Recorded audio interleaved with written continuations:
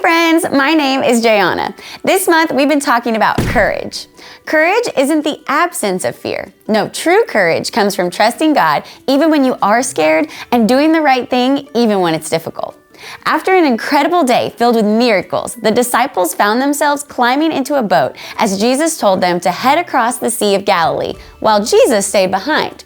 A powerful wind began to whip across the sea, and waves crashed against the boat, making it harder and harder to move forward. The disciples working together, trying to keep the boat steady, but the storm seemed too strong. What they didn't realize was that Jesus knew exactly where they were, and he had a plan to teach them something unforgettable. It would be a moment they'd always remember, one that would show them how important it is to stay focused on Jesus. Bottom line, stay focused on Jesus. Before we jump into our story, it's time to worship. Everyone stand up on your feet and let's get ready to praise Jesus. Here we go!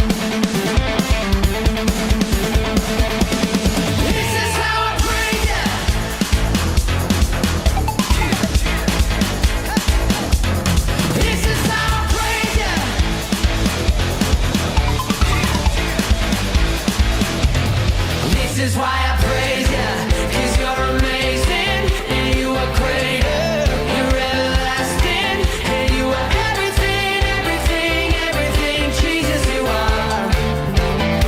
'Cause I'm in love with you. Come on, let's tell him tonight. Yeah, I'm in love with you. For all you brought me through. All you brought me through.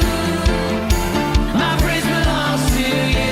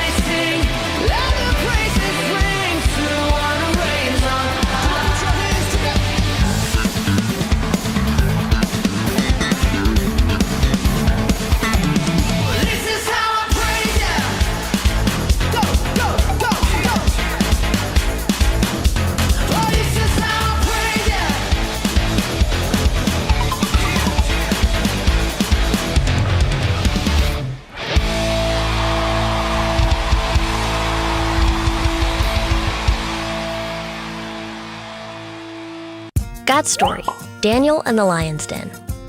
So part of God's story is about a man named Daniel, and it goes like this. Daniel was an Israelite who went to live in a place called Babylon. Israelites are a part of God's special family, and because they were in Babylon, they were expected to worship the gods of Babylon instead of the one true God. Even though Daniel was far away from home, God protected him, and he became a well-known man in Babylon. He was one of King Darius's most trusted rulers. King Darius appointed 120 rulers to watch over his kingdom, and Daniel was the best. So King Darius put him in charge of the whole kingdom. When the other rulers heard about King Darius's plan, they were jealous of Daniel and looked for ways to get him in trouble. But no matter how hard they tried, they couldn't find Daniel doing anything wrong. The jealous leaders knew Daniel would only worship God, so they decided to use that against him. So, they went to King Darius and asked him to sign a law saying everyone should pray only to the king for the next 30 days.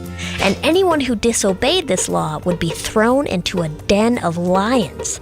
Kids, could you imagine spending the night with a bunch of lions? King Darius signed the law, but Daniel kept doing what he had always done. Like any other day, he went home, kneeled by his open window, and prayed to God. When the jealous rulers went to Daniel's room and saw him praying and asking for God's help, they went straight to King Darius to share what Daniel had done.